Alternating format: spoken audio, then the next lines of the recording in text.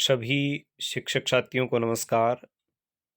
साथियों, आज के इस वीडियो में हम जानेंगे कि साला दर्पण पर अर्धवार्षिक परीक्षा के नंबर कैसे अपडेट करें, मार्क एंट्री कैसे करें। तो सबसे पहले इसके लिए आपको अपनी विद्यालय की साला दर्पण आईडी पर जाना होगा या अपनी व्यक्तिगत साला दर्पण आईडी है उसके माध्यम से भी आपको जो क्लास अलॉट की हुई है उसके आप मार्क फिल कर सकते हैं। तो सबसे पहले आप गूगल या क्रोम में जाकर टाइप करें साला दर्पण। देख रहे हैं आप, यहाँ पे मैं टाइप कर रहा हूँ साला दर्पण। जैसे ही आपने यहाँ पर साला दर्पण टाइप किया तो आपके सामने कुछ इस प्रकार से इंटरफेस खुलकर दिखाई देगा, जिसमें इंटीग्रेटेड साला दर्पण राजस्थान, इस पर आप क्लिक करेंगे तो आप अपने विद्यालय की आईडी पे जाएंगे और स्टाफ कॉर्नर पर आप क्लिक करेंगे तो आप अपने खुद की आईडी पे जाएंगे। तो यहाँ पर आप देख रहे हैं कि ये ओपन हो गया है साला दर्पण का स्टाफ लॉगिन पेज। यहाँ पे आपको शुरुआत में अपनी आईडी और पासवर्ड डालने हैं। आईडी और पासवर्ड डालने के बाद यहाँ आप कैप्चा डालें।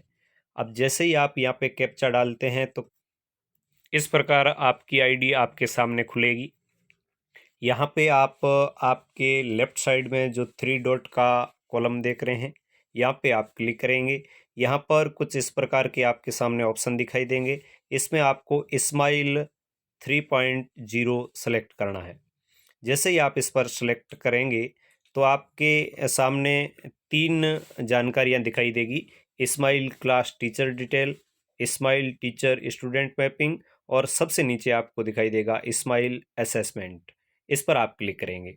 जैसे ही आप इस पर क्लिक करते हैं तो आपके सामने इस प्रकार का इंटरफेस दिखाई देगा, जिसमें आपको सेशन 21-22 आपको जो क्लास दी हुई है, जैसे मुझे यहाँ पर क्लास अलॉट है वो 11th है, 11th का मैं भर रहा हूँ। फिर आपको सेक्शन भरना है, ए भर दिया आपने। फिर आपको पैटर्न यानी सेलेक्ट सब्जेक्ट, आप यदि एक एक सब्जेक्ट के भरना चाह रहे हैं तो या एक एक सब्जेक्ट के भरें, और सभी के एक साथ भरना चाह रहे हैं तो आप ऑल पे क्लिक करें। उसके बाद स्ट्रीम आपको दी हुई है, मतलब कौन सा संकाय है। जैसे मैं आर्ट का भर रहा हूँ तो मैं आर्ट का कर देता हूँ। इसके बाद एग्जाम असेसमेंट, यानी आप फर्स्ट टेस्ट के भर रहे हैं, सेकंड के भर रहे हैं या हाल्फ ईयरली के भर रहे हैं, तो आप जैसे अर्धवार्षिक के भर रहे हैं तो हाल्फ ईयरली यहाँ पर आप क्लिक करें। जैसे ही आप क्लिक करते हैं तो आपके सामने 100 और रीसेट 2 ऑप्शन दिखाई देते हैं। आप 100 पे क्लिक करें। जैसे ही आप 100 पे क्लिक करेंगे तो आपके सामने इस प्रकार आपके स्टूडेंट है उनकी लिस्ट खुल जाएगी, जिसमें सबसे पहले आपको दे रखा है एसआर नंबर, सीरियल नंबर। उसके बाद आपको दे रखा है एसआर नंबर। थर्ड कॉलम में आपको स्टूडेंट का नाम, और फोर्थ कॉलम में आप देख रहे हैं HPF मार्क्स। मतलब यहाँ पर H का मतलब हिंदी और PF का मतलब है पोर्टफोलियो।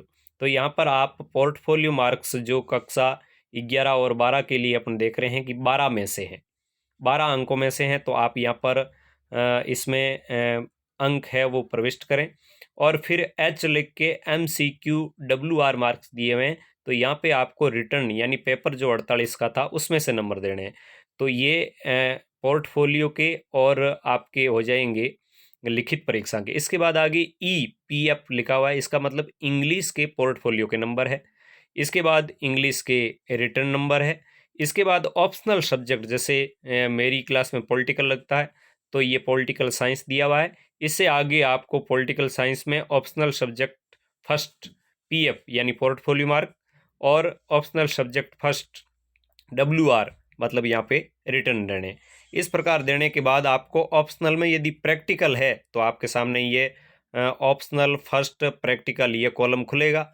और फिर दूसरा सब्जेक्ट जैसे हिस्ट्री आता है तो PF का मतलब यहाँ पर भी आपको 12 में से देने हैं। इस प्रकार आप सभी विद्यार्थियों के नंबर प्रविष्ट करने के बाद जब आखिर में आप इस पेज पे जाएंगे तो आपके सामने पूरे बच्चों की लिस्ट है। उसके बाद दिखाई देगा एक ऑप्शन सेव ऑल का। जैसे ही आप सेव ऑल पर क्लिक करेंगे तो आपका संपूर्ण डेटा है वो सबमिट हो जाएगा। तो इस प्रकार आप अपने अर्धवार्षिक परीक्षा के नंबर है उनकी मार्किंग कर सकते हैं। धन्यवाद।